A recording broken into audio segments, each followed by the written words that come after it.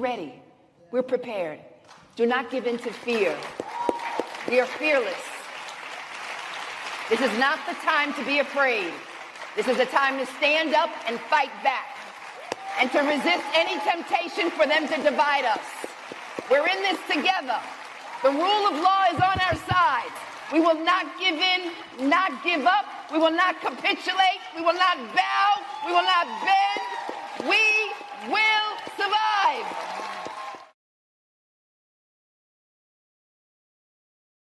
I shared yesterday, every day at 6 o'clock, my TV was turned to CBS, Channel 2 in New York, New Jersey.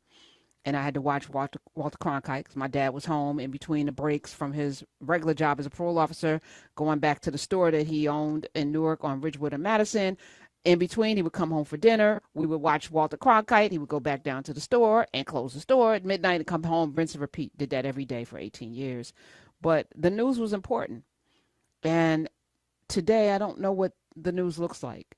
And I was pushing people to watch local news, but then Sinclair Broadcasting took over a lot of news outlets, and I am concerned, and I don't know what to do. So I'm looking at journalists. I'm inviting them on. I don't know if they have the answers, but I right now have a multiple Emmy Award-winning Edward R. Murrow Award winner, general manager of CBS locally in New York, CBS in Boston. Let me welcome to the show Johnny Green Jr. Hi. Hey, Karen. Thank you for having me. How are you? I am good. I'm good. Before we jump into my existential crisis that I think we're in, or it's not mine, it's the existential crisis of this country, walk me through how you got into news.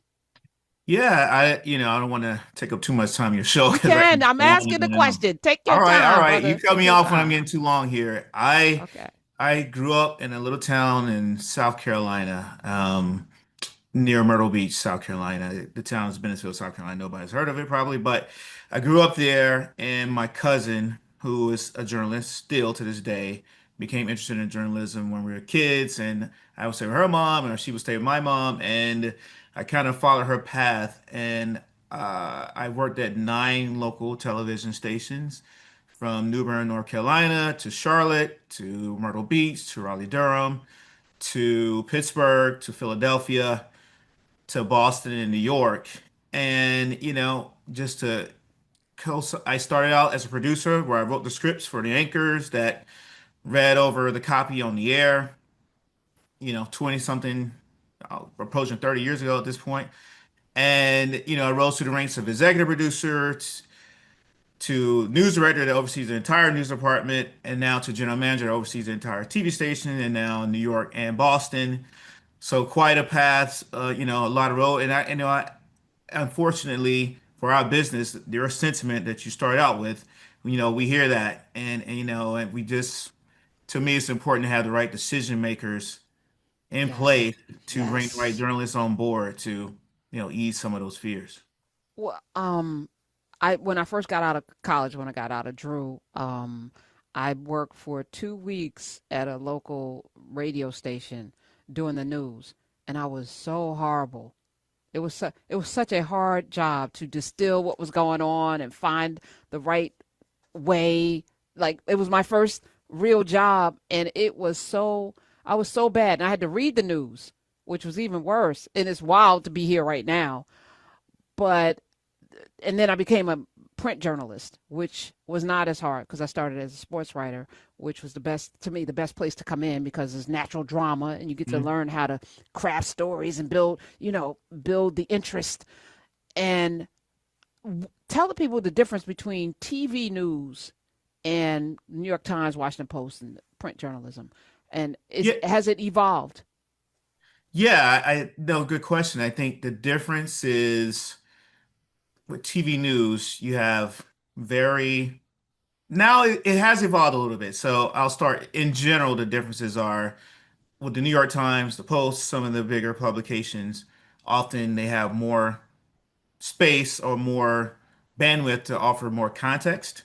Whereas on a TV news story, typically you have a couple minutes. So you have to be balanced in that as a local journalist, like we, we get lumped in sometimes with cable news, which is quite different than local news. Oh. But in the local news space, in that 2 minutes that you have to find that balance, and you have X amount of people to cover New York, New Jersey, parts of Connecticut. You have X amount of people, so those decision makers at that table, have to cover all those markets. So, and you also have to give enough context. It's one thing to tell the problem, but what I always try to do as in my role as a leader of both these stations is, okay, we are telling the problem, but what are we doing to help with the solution? So I think that and you have to do it in 2 minutes. So it's definitely Mm. quite a little different. And sometimes there's places where we do longer than 2 minutes, so I don't want to make it seem like that's every story. But where I say it's evolved is we have a streaming channel now that's 24/7, where we have more time to tell a more detailed, more context story, where we could do a pop-up, you know, pop-up town hall type of thing where we talk about a subject a little longer, and also our websites. And when I came to the business, the website has just become a thing, and it was like the last thing you did on the way out the door, like, oh, just write the web story and leave. Whereas that's front and center. We often break stories on the web or on the stream. Mm. So that also gives us space to say, okay, we might have X amount of time. And then we post on social media, well, that's an even shorter clip. And then on TV it might be longer, but on the stream it can be even longer. So we are trying to like find that balance and what story needs more time and kind of platform it that way. For you sitting in that seat, because I remember when digital, quote unquote, digital media became a thing on the print side. It was Huffington Post. It was like, and I was like, oh, this is going to be a problem. And, the rush to get out first usually undermined the actual tenets of journalism that we were trained with. For you, how has that shaped and shifted? I remember talking with a friend of mine who covered the Giants, and he would come speak to my classes at Hunter College, and he took the video, he would take audio and write the story. Somebody take We always had somebody take the pictures and write the headlines. We only had to worry about the story. He had to do everything. I was like, ooh. And I'm teaching my students not to give their opinion. He was forced to give his opinion. I said, what is happening? This is not the way forward. Where do you sit with this, and how have you had to make that adjustment? Yeah, I think the opinion part, I'm with you. I That's not our job. I every place I've ever worked, it is me as a producer, as a person that's creating content at that time, and as a person that hires the people that create the content. It's always the message is always um, let the viewers decide. We tell the stories, they decide which way they fall on whatever's the story for the day. And the first part of your question, as far as doing more, being multi-skilled, that's definitely a reality of our business. But the thing you said that resonates with me is I'd rather get it right than to get it first. Get it right, because once your credibility is lost, we make mistakes. So yes, we still have a team of photojournalists that are great. We have a team of reporters, we have a team of writers, and we have a growing team of people that can kind of do all of those things. And they all work together. It's not we want to be first, that's great, but the number one priority is getting it right. We're talking with Johnny Green Jr. He is the general manager of CBS News in New York and Boston. So you have a split person. So what was the top story today in New York The versus top the story one? today Yes, was yes. actually it was actually a national story. The shooter in the Charlie Kirk case being the charges and those things. But the top local story today is the most recent polls with Mamdani versus Cuomo versus Sliwa and Mayor Adams. That latest poll and where that is shaking out. Tell us, because I don't know. I think Mondani's going to win. I think he's overwhelmingly in the lead, but is Yeah, that what he's the still polls are ahead in saying? the latest polls. He's ahead in the four-way race, and then they did a version of if it's just him and Cuomo. He was also, I think, double-digit points ahead in that one Yeah. also. Do you think that Kathy Hochul, the governor of New York, she endorsed him yesterday, I think, or this past A weekend? Do Sunday you think maybe, that yeah. Sunday? Did, Yeah, yeah. one of Did them. that help? Was that a good? Did that help him, or did it? What did it do, if It's hard anything? to say now. I think the poll they just put out, I think they would have done it before. I think anecdotally, it seems like it probably would help. But it's hard to say in the poll they just put out. Okay. Now, what's the top story in Boston? Today in Boston, that top story I think is the weather coming. Like so some of the weather that's coming here is also impacting there. I think we led with weather, and they also did the shooting in the Charlie Kirk case because I have them all up here and smaller monitors. I'm in New York now, so Boston has a smaller monitor. I'm in Boston. New York is a smaller monitor, but I try to track them both. uh, Johnny Green Jr., as a man with melanin leading the news with the news under attack, I just saw today a couple of stories that I wanted to, and this is, again, I don't want to get your opinion or put you in a situation, but there's a lawsuit filed today by the president, $15 billion lawsuit, 15 billion with a B. New York Times is being sued for $15 billion for what he called a years-long pattern of defamation and libel. Does he even know what that means? I'm gonna put that over there. Don't you respond? But he claims that the Times has been, quote, allowed to freely lie, smear, and defame him for too long, and that stops now. He wrote on his social media platform. He accuses the Times of becoming a, quote, virtual mouthpiece for the radical left. There's that term again. Y'all be real conscious of this. Radical left Democrat Party. This is a playbook. Okay, this is me, Karen, my opinion, which is rooted in fact, stuff I know.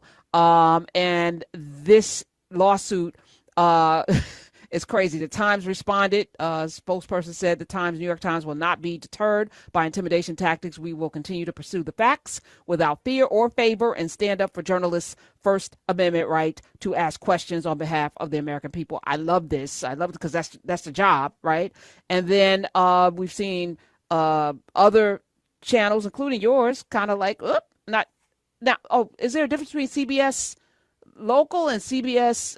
Y'all are under the same umbrella, but do you move separately or Yeah, how I do would you? say we're definitely under the same umbrella, same ownership, literally in the same building in the case of CBS News or WCBS.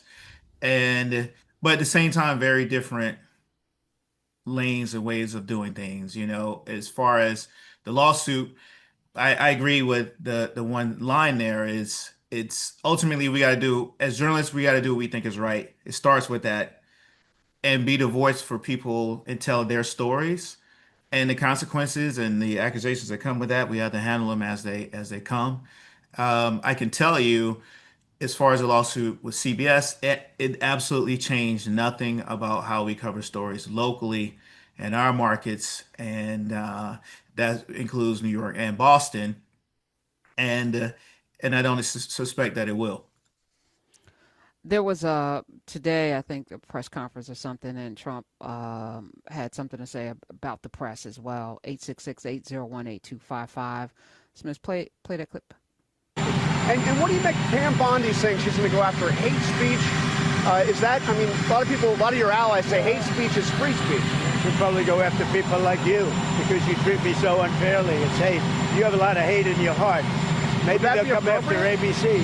Well, ABC paid me $16 million recently for a form of hate speech, right? Your company paid me $16 million for a form of hate speech. So maybe they'll have to go after you. Look, we want everything to be fair. It hasn't been fair. And the radical left has done tremendous damage to the country. But we're fixing it. We have right now the hottest country anywhere in the world. And remember, 1 year ago, our country was dead. And now Washington, D.C. is fixed, and I fixed it. The mayor was fine. The mayor was just fine. Okay? The mayor had the sick All right, y'all city got for the idea. What? How do we navigate when the sitting president is attacking journalists for asking questions? I personally think that our job as journalists is to keep asking, and it is we got in we got into this business to ask questions and to tell the stories of our communities, and we can't stop it. And we have to be fair. We have to be down the middle. And I believe when we're doing what we're supposed to do, we do that more often than we don't, particularly on a local New York and Boston level. I watch it very carefully, maybe not always in real time, but later at night or when I have time, I listen to it on the gym and in the gym, and then when I'm walking to work, I think that's our job is to ask questions. We should never shy away from that. And there's other folks that will deal with the ramifications that come with that, that are higher up the chain, so to speak, than I am. But I think our job as journalists is always to ask those questions, tell the stories of our communities. Are you concerned? I mean, you're general manager. We're talking about the general Yes. manager of CBS in New York and CBS Boston, Emmy Award winner, Edward R. Murrow Award winner, venerable journalist. How do how do you support your team when there's this looming threat, and you also have a corporate entity that may do something different than what is in alignment with journalism? Yes, I think it's transparency and explaining to our team members certain business decisions and certain decisions are made at corporate level. Our job as journalists and on the ground is to ask questions. I mean, you can even go out on the street and wear your shirt with your CBS logo and drive the car with the logos on the side and be, I in that like being Target. safe in those type, yeah, targeted, being Yeah. safe in those environments and being careful and and getting out of situations that seem not safe. Like we have those conversations ongoing here and in Boston to say, listen, we have a job to do. Your safety comes first. And, as those corporate decisions happen and when those things are lawsuits happen or decisions about how to handle lawsuits, transparency about the decision making as far as I know, and but reminding our teams that our jobs as journalists is to be just that.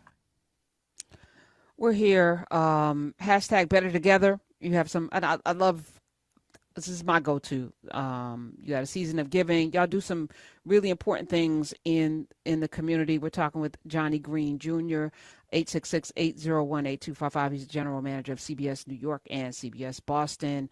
For you sitting in the seat, navigating, where do you get your news? Like again, I prepare for this show a couple of hours, maybe three before each show, looking at every kind of outlet, local and international, to pull and curate an experience for the people. I don't know how you do it because I'm struggling to verify, is this true? Like, what's the source? And because tomorrow it could be for a reason, it could be propaganda, it could be trying to shape and shift a narrative. We got to be real careful. How do you get your news? That's a great question. You make a great point. I'm with you. Like I'm looking at it all. I look at all of them, the cables. I look at all the locals, our competitors. I look at the newspapers, particularly the local ones. And obviously, I can't read them all, everything, but I think I start with that. Me personally, I'm not as much of the news decision making. I jump into the meeting here and there, but we have a news director that kind of leads that. But I do pop in from time to time, and luckily for us, we have a great standards team that we can say, okay, we got this before we go with this. And we really teach people that, and they kind of curate through their sources. And before we go with something, because to your point with AI, there's some very real looking articles out there. And before you know it, you put that on one of your platforms, your That's it. credibility takes a big hit. So Right. we rely on that standards team, and they respond quite quickly at CBS, and just thinking twice, put a set of eyes on all these things that are out there, and I much like our consumers, consuming it all different platforms, from the YouTubes to the social media to the traditional television to traditional newspapers. It's all there, and I think as I consume it, it reminds me that I need to be, meaning not I, but the stations need to be present in all those platforms too. As a job, Johnny Green, general managers navigate and move. You are in charge of the staff. You're in charge of. Tell us, because there are some young people out there that might want to get into journalism and not want to be a reporter or on the mic. Yeah, I think it's for me, general manager is how do we you brought up a couple of our community initiatives. I think those are key, and I think that is where I start with how we perceive our community as a station, our community, and hearing your story about your dad and stuff like that was cool. For having worked at the station now, and your memory of it, that's important, is how we represent it to our viewers. And as general manager, that goes everything from people that represent us, to your point, on the air. That's obvious, you can kind of see that who's represented on the air, but it's also the decision maker behind the scenes, and what are those voices, the right ones that reflect the communities that we're serving. And I think as a general manager, you have a lot of input on that, about who's coming in, who's going to be hired, who's in the news department, who's in the marketing department, who's in the sales department, the complete station. Like, you have to have those different voices um, that represent our community all across. And one thing that we did here at CBS New York pretty early on, for the community, is we put journalists, we embedded them in the Bronx, where that reporter lives in the Bronx and reports stories from the Bronx. We don't go to the Bronx just because it's a tragic, terrible thing. We're there every day. So we celebrate the wins. We celebrate the wins and the community events that we do together. And when the roads needs to get fixed, we bring that out. We did the same thing in Queens and Brooklyn and even Harlem, to really embed and be one with the community. So once whatever story happens, there's a trust built there. I think the biggest thing is, me as a to our clients that buy advertising, to our consumers that watch or read or listen to us, we want to have that trust. And think my job here in New York and Boston is driving that through everybody we hire, through every decision we make, every story. We're ready. We're prepared. Do not give in to fear. We are fearless. This is not the time to be afraid.